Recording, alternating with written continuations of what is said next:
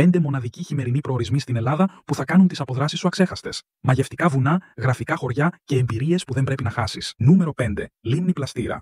Μια πανέμορφη τεχνητή λίμνη που περιβάλλεται από βουνά. Εξαιρετική για δραστηριότητες όπως κάγιακ, ποδηλασία και περιπάτους στη φύση. Νούμερο 4. Πήλιο. Το θρυλικό βουνό των Κεντάβρων είναι ο απόλυτος συνδυασμός χειμωνιάτικου τοπίου και παραδοσιακής ελληνικής φιλοξενίας. Γραφικά χωριά όπως η Μακρινίτσα, η Πορταριά και η Τσαγκαράδα σε καλούν για βόλτες στα λιθόστρωτα σοκάκια. Νούμερο 3. Καλάβρητα.